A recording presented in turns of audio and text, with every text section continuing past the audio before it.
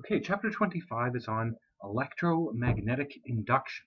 So what is that? Well, it turns out when you take a magnet, like a regular bar magnet, and you plunge it into a coil of wire, this can generate an electric current. This was first discovered sort of simultaneously by Faraday and Henry on opposite sides of the Atlantic in 1831.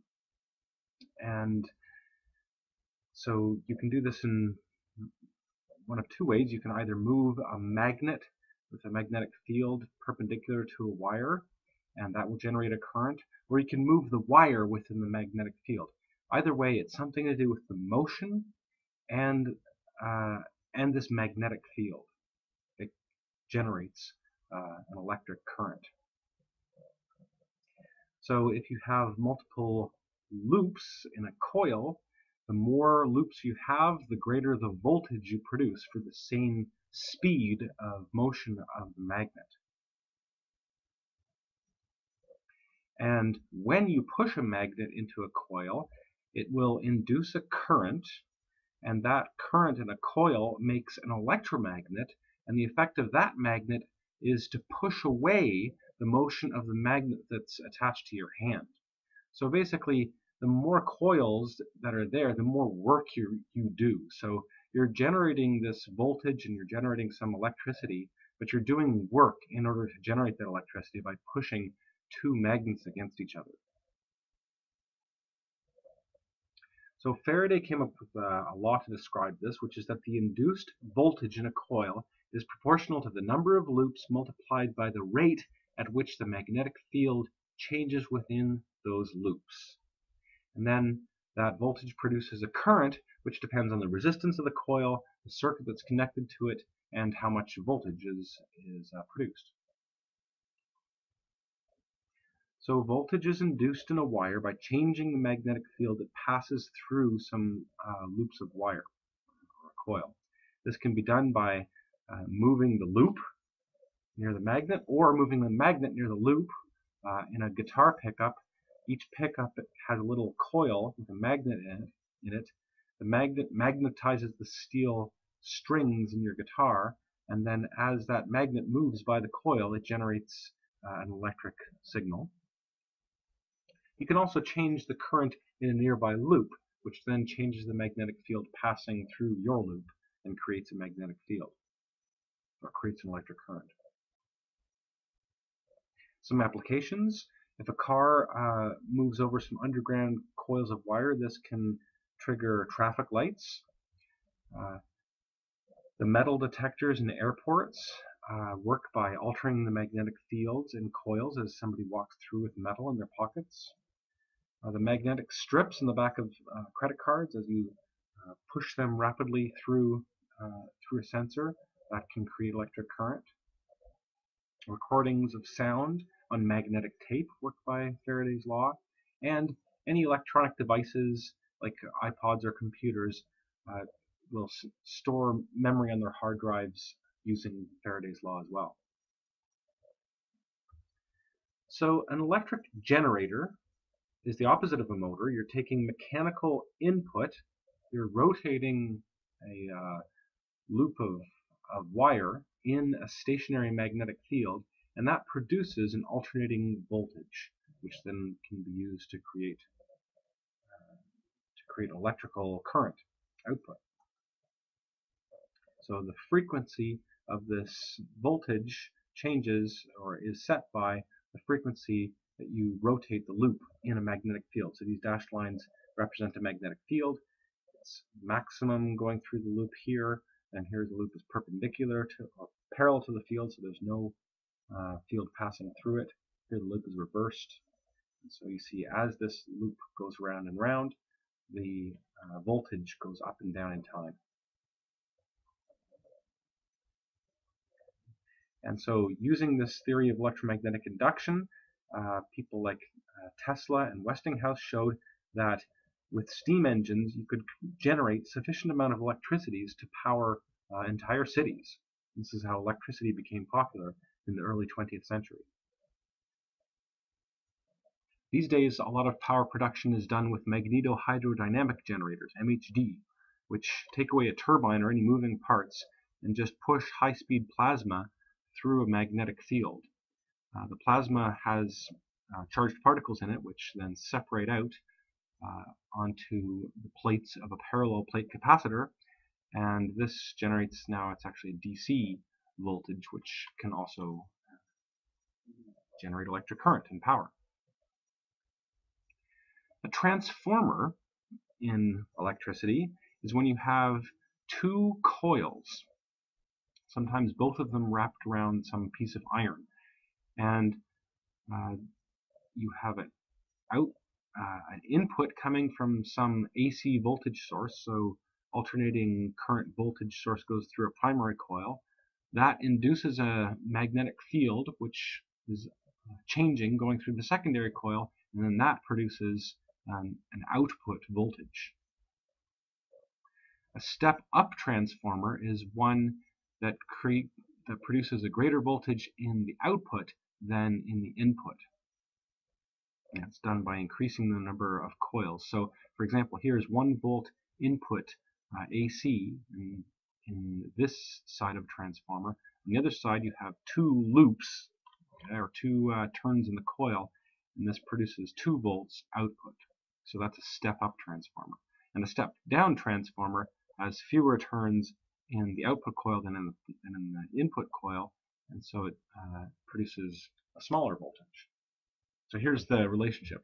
Primary voltage divided by the number of turns in the primary equals the secondary voltage divided by the number of turns in the secondary. If you see these tin cans on telephone poles in your neighborhood, those are step-down transformers. The input comes in at about 2400 volts. This steps it down by a factor of 10 to 240 volts for distribution to your houses. So the rate of energy transfer is called power, and it turns out that the power into the primary equals or is slightly greater than the power output of the secondary. Or if you neglect the little heat losses that happen here, the voltage times the current in the primary equals the voltage times the current in the secondary. So if you step up the voltage, you're stepping down the current. And that's how power transmission works. Almost all electrical energy sold these days is in the form of AC because of the ease with which it can be transformed from one voltage to another. Large currents in wires produce heat and energy losses. So if you want to transmit power over great distances, it's best to use high voltages and low currents. So normally here might be Niagara Falls producing power at maybe 25,000 volts. You can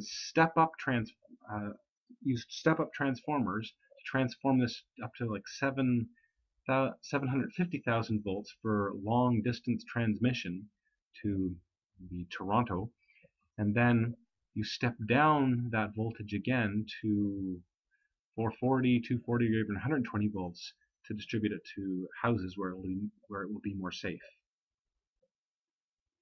And lastly, electromagnetic induction is a two-way street. Faraday's law states that you create an electric field and an electric current when you change a magnetic field with time.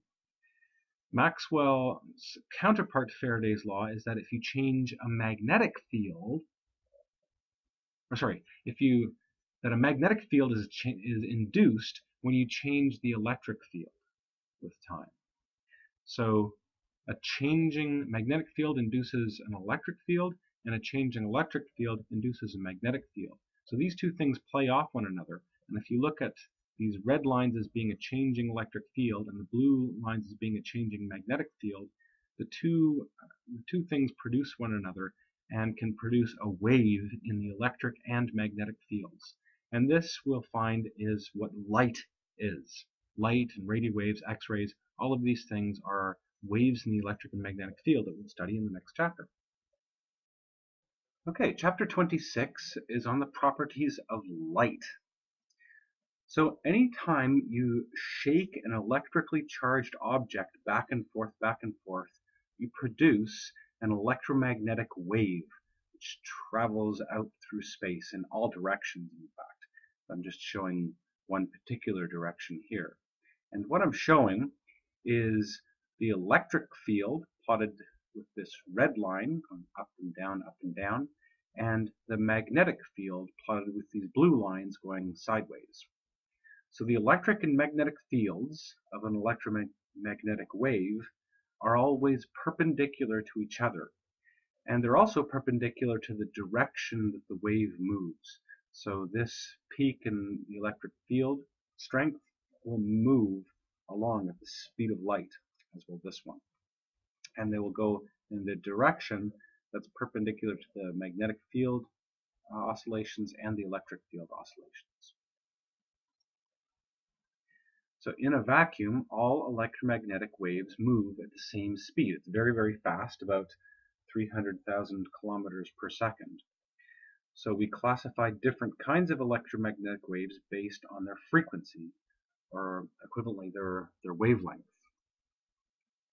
And here is a whole list of all the different names we give to the same thing, which is really these are all electromagnetic waves. Radio waves have frequencies of about 1 million hertz. Microwaves are in the billions of hertz. Then you start getting into infrared is 10 to the 13 kind of hertz. Light that we can see with our eyes is one kind of electromagnetic wave. Right in here, sort of in the 10 to the 14 hertz frequencies. Then you get out into ultraviolet, higher than that, X-rays, and the highest frequency form of electromagnetic radiation is called gamma rays. So in terms of light, the lowest frequency and therefore longest wavelength light our eyes are sensitive to appears red. As you increase the frequency from red, you go through orange, yellow, green, blue, and violet is the highest frequency light that our eyes are sensitive to. And violet has about twice the frequency of red light and about half the wavelength. So some materials are transparent, like glass. And glass, as it turns out, is transparent for frequencies of light which are visible, like our eyes are sensitive to, but it turns out that it's opaque to ultraviolet or to infrared. So for a transparent material, you have light which moves along at the speed of light, then it hits maybe an outer atom of this glass, and that energy is for a very, very short time kind of contained in that atom. Then it is quickly re-radiated to the next atom, which absorbs that energy, then radiates it to its neighboring atom, and all the way along through 10 to the 23 atoms until it comes out the other side. And because of all these little delays, as the energy is captured by all these adjacent atoms, the average speed of light through a transparent material is always less than the speed of light in a vacuum. So in a vacuum, light travels at speed c, where c equals 300 million meters per second. In air, the speed of light is slightly less than c, but we usually round it off to about c, 1.00 or 0.999. So in water, the speed of light is 0.75, about 3/4 of c. And one of the interesting things about changing the speed at an interface is that it also changes the direction of light waves a little bit. So when you look through a transparent material, you'll often see light bending or refracting, like you do with a spoon in a cup. Glass, about 2/3 of c, and in a diamond, light travels at speed 41% the speed of light, which makes the light bend a lot in a diamond, and it makes it look very sparkly or pretty. Most things around us are not transparent, they are opaque, which means that they absorb light without re-emitting it. So when light hits a opaque material like a book or a house or a brick or something, the vibrations given by the light get absorbed by the atoms and turned into random kinetic energy, so thermal energy. Here you can see sunlight hitting a roof and warming it up a little bit. But in this shadow area where a tree has blocked the light, the roof is colder, and you can see it's still frosty from frost that was there in the morning. Metals are opaque, but the light shining on a metal immediately forces free electrons to vibrate and re-emit that light as a reflection. So if the surface is very smooth, you can see reflected light in a metal, like this guy's face. So light, when it travels through a vacuum or through the air, travels along straight lines called rays. And so if there is an opaque object, these rays will form a sharp shadow, especially if they're coming from a very distant or very small source. If you have a larger source of light, you can end up with a kind of a blurry shadow. And so here we see the sun and the moon and the earth. And this gives a good example of a blurry shadow, where the very center part of the shadow is where the light from every part of the sun is blocked by the moon, and that is called the umbra. It's a total shadow. But in this region around the umbra, it's called the penumbra, there's parts of the sun that are blocked by the moon, and other parts of the sun that have rays that can just reach those places. So it's a sort of a lighter part of the shadow. So while we're on the subject of eclipses, there's two kinds of eclipses. A lunar eclipse, where people on the Earth see first a full moon, and then the full moon falls into the shadow of the Earth, and the moon looks dark. And there's also a solar eclipse, and that's where there's a new moon, which you can't really see from the nighttime side, so you have to be standing over here in the daytime side of the Earth. When a new moon moves in between the sun and the earth, a shadow of the moon can fall on the surface of the earth, blocking the sun. So observers here in this shadow will see a solar eclipse. The eye, one of the most remarkable optical instruments ever known. So as light enters the eye, it moves through a transparent cover called the cornea, which does about 70% of the necessary bending of light before it passes through an opening in the iris, which is this colored part of the eye, and the opening is called the pupil. The light then reaches this crystalline lens, which fine-tunes the focusing of light, that then passes through a gelatinous fluid called the vitreous humor. It eventually ends up on the retina, which covers the back sort of 2/3 of the eye, and that's responsible for this wide field of vision that we can experience, or peripheral vision. And in order for our vision to be clear, light must be focused. If it's all coming from the same direction, it must be focused right on to the retina. Now the retina itself is not uniform. In the middle is the fovea, which is a region of distinct vision, a lot of little light-sensitive cells there.